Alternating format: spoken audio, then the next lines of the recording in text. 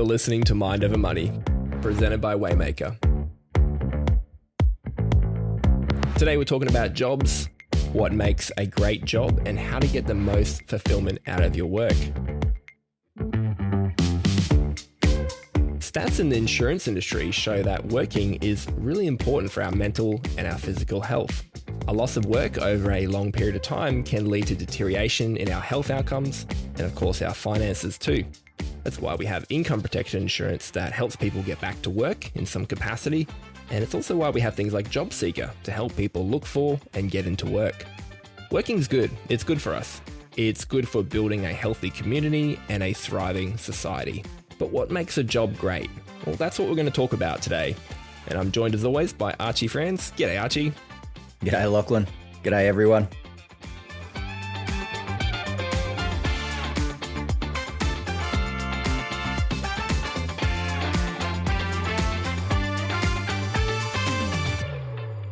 Archie, first of all, what's the difference between a career and a job? I think we know the difference, but what do you think is the different mindset between those two terms when we hear about them?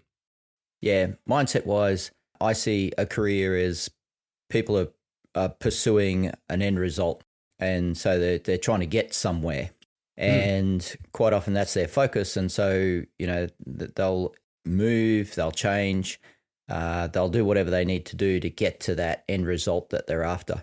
Whereas with a job mindset, it's about the work that we're doing. And it's about how we're connected and what we're achieving and fulfillment that we get from working and having a job. Yeah. Yeah, what we found with the career mindset and the job mindset is there can be this fear of missing out.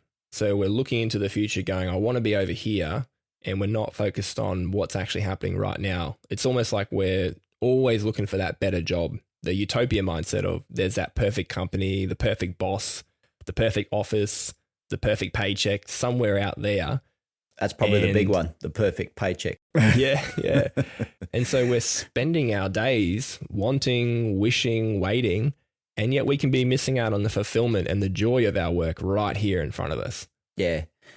So when we look at top paying jobs in Australia, only 5% of the Australian population earns over 180,000 a year. So for the rest of us, we're not particularly looking or needing to get that big income, but we are looking for other things. And so that's what we want to look at today is what is it we're really looking to get out of our job? What's going to make us happy and get us into a good place. So it's all about mindset.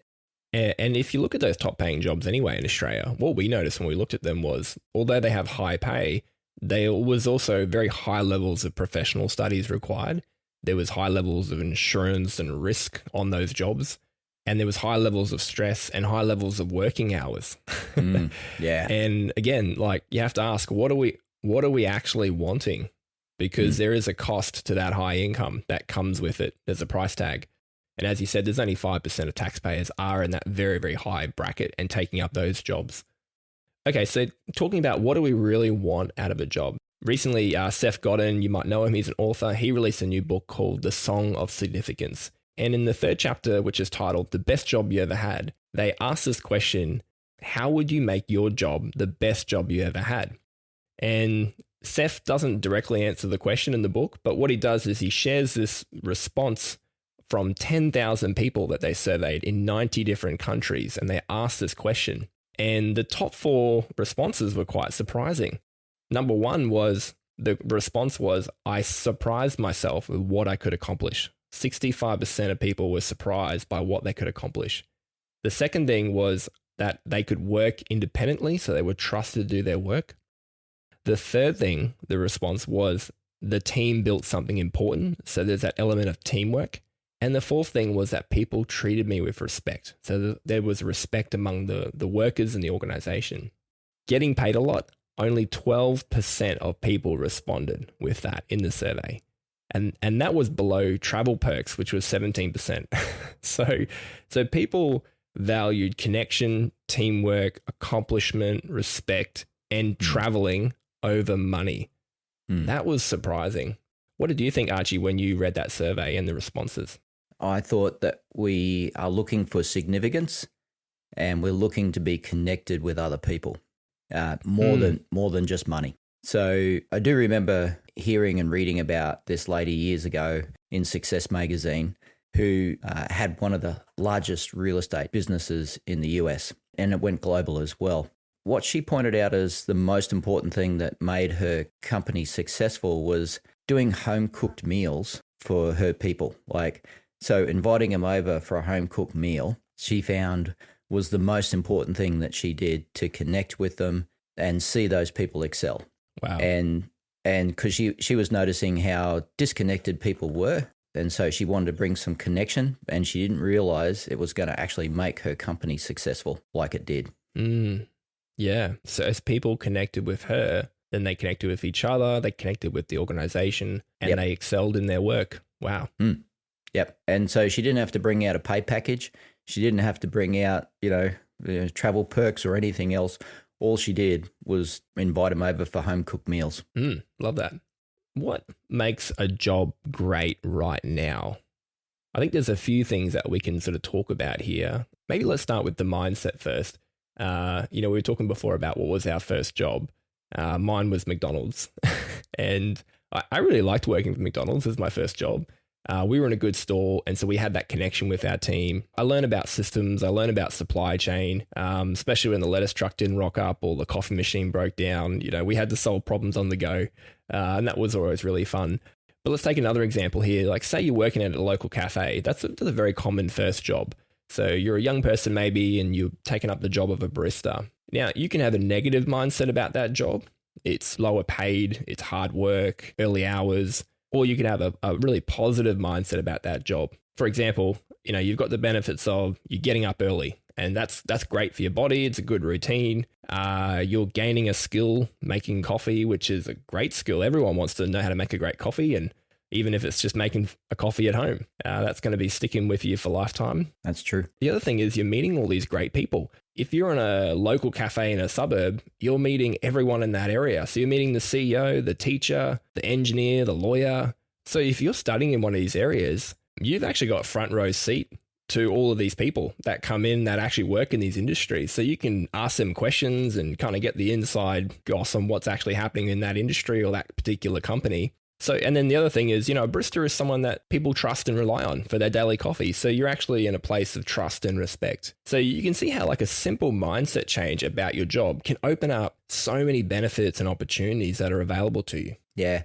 And if you're the cafe owner, you can see this as a way of helping people, take their first steps into their career, into their jobs, and into society. So as the cafe owner, you've got a really important job as well in helping people move through and find their feet in society. Yeah. So what are some things, Archie, that we can be looking for and contributing to in our work to make it a great job and get all of these benefits from our work? Yeah. I've been so challenged by us actually doing this. It's challenged my thinking. So and some of my responses that I've been having of late. So it was really good to do this one.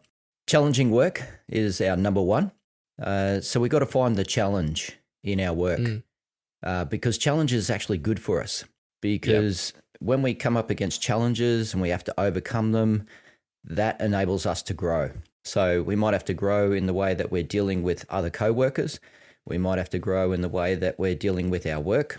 Whereas if we've got a fixed mindset that says, this is who I am, this is how things should be, we're going to be in all sorts of trouble because that fixed mindset isn't going to enable us to grow, isn't going to enable us to connect with our co-workers. We're not going to be able to be part of the team or grow a team. And it'll really, really hold us back. Some people would call this a growth mindset. How do we have a growth mindset? How do we make that shift? So we've got to turn challenges and obstacles into opportunities. So we see whatever's happening in our workplace. So we're struggling with a colleague for some reason. We've got to find a way to grow around that. How do we deal with this person? That's where it's an opportunity for us to actually grow. And it doesn't have to be an impediment to our job or our life. It's just some way for us to actually move forward. And quite often in the past, I've heard people say, "Oh, I'm going to chuck my job in because I can't stand working with this person." And you go, "But you love your job, you love what you're doing. Find a way around it." Chucking the job in isn't really the answer. There's no such thing as the perfect job or perfect life either. Yeah, life is filled with challenging things. It can be hard. I think if we have the fixed mindset, we actually go into the blaming mode. And so we start blaming things instead of actually changing things.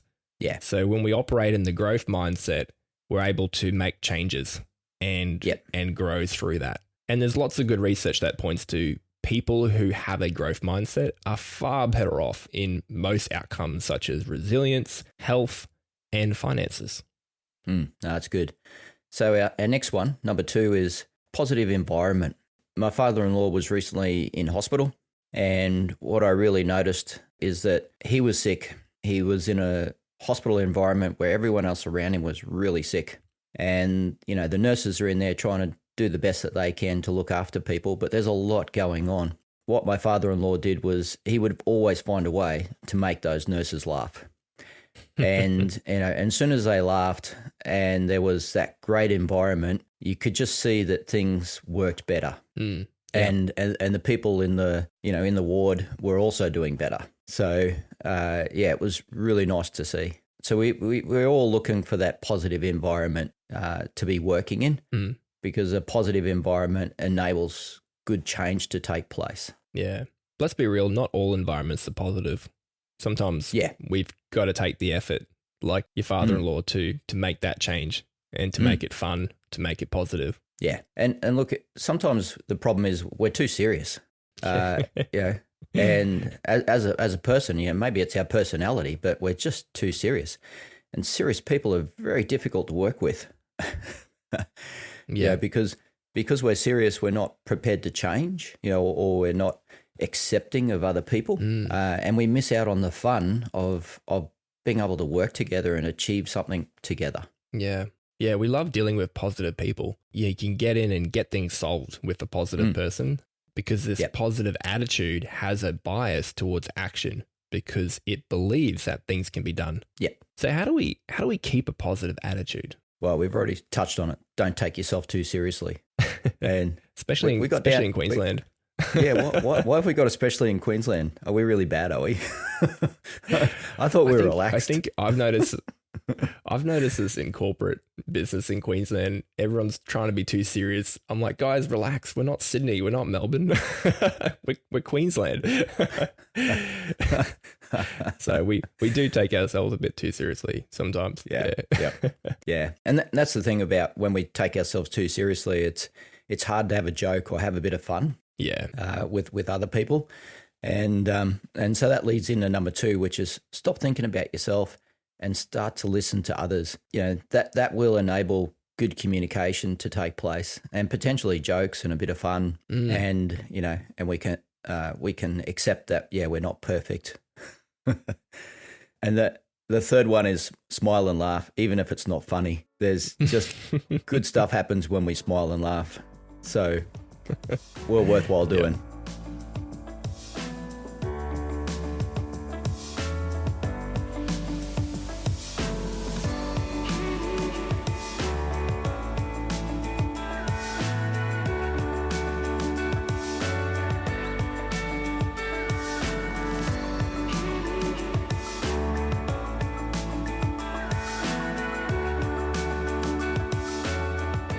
Okay, so challenging work, positive environment. What else can we be looking for and contributing to our work to make it a great job and get the benefits from our work? So connection. And in connection here, we've got the things that Seth's survey mentioned, which was teamwork, accomplishment together, respect and trust for each other. So research shows that we have to give it first rather than trying to make people earn trust and respect. I have seen that where people try and drag people over hot coals to earn their trust rather than instilling trust in somebody first. And it does take a risk the first time you do it, but that empowers people to actually do the work because they have this confidence of, wow, this person trusts me. And then there's that respect that comes with that. Yeah. And certain personalities can really struggle to give people trust and respect. And I've seen that over time as well. But it's so necessary. You've got to give that trust and that respect to actually get trust and respect back again. So, because it's a two-way street. It's not an earning thing.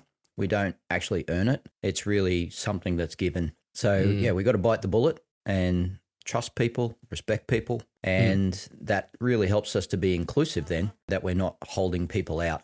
Okay. So around connection and teamwork, we know that being part of a team is good for us. We crave connection, and we also transform with others together. We don't transform in isolation.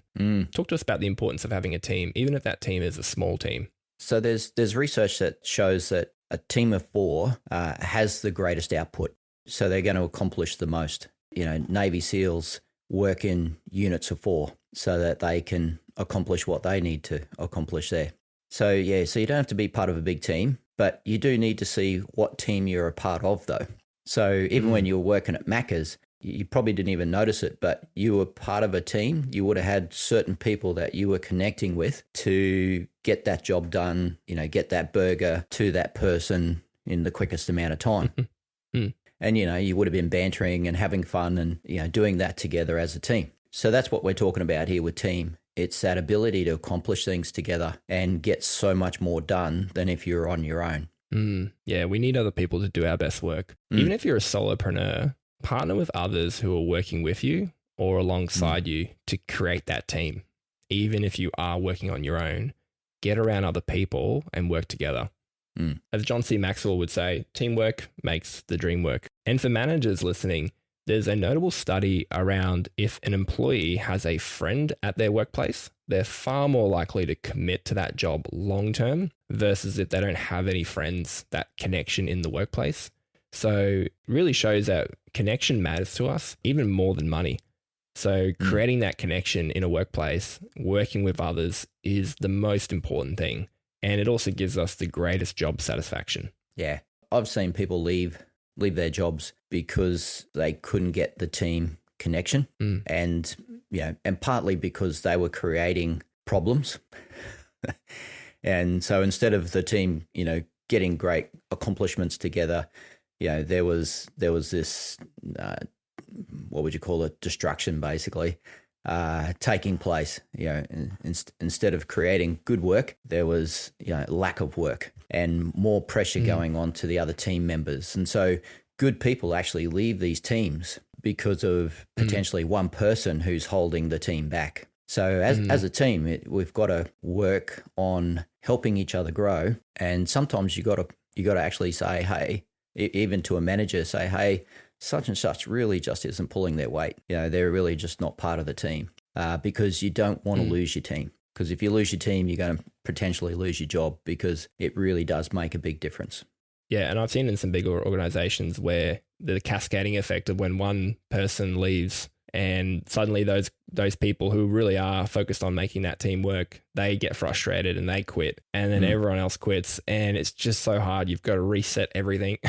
You got to have a big HR team come in and basically recycle the whole team and create a new team again. And that can take a year or more to do that. And it's very damaging to the culture, the progress of the company. So yeah, teamwork makes the dream work. Yep. Okay. So there are 3 things: challenging work, positive environment, and connection. That's really what we're looking for in our job. And we want to contribute towards creating that environment. So Archie, it's not all about money? No. No. When we look at money, definitely when it comes to work, it's definitely not our driver because, we've got to turn up to work every day. And the paycheck only comes in once a week, once a fortnight, or once a month. And so, the driver for our work is really the environment that we're working in and, what we're accomplishing. That's why that survey shows that money's not the driver. It's all about who we are and what we're achieving. Funny enough, though, if we contribute to making a better culture, a better environment, and we accomplish more, what's going to happen? We're going to get paid more. Yep. We're going to make more money. The organization us Yep. will all share in that. So the money follows the good work. Yeah. Yeah, absolutely. Okay, well, we'll leave it on that note. Thanks, everyone. Thanks, Archie, for this great conversation today. I think this was really helpful just to help people adjust their mindset around their work and have a positive view as they go into their jobs each day. We know a lot of people actually listening to this in the car. You're probably heading into work right now. So yeah, we wish you a fantastic day, a day of great teamwork, a day that's a positive day. You're going to have a good couple of laughs, and wishing you some challenging work today as well, and great connection with your team members. So have a great one, and we'll see you guys again next week. Beautiful. Thanks, Lachlan. Thanks, everyone. This podcast is for education purposes only and is not financial advice. You can head to waymakerpodcast.com.au if you'd like to connect with one of our trusted wealth partners, such as financial advisor, accountant, mortgage broker, or buyer's advocate, and they can help you get advice that's tailored to your situation.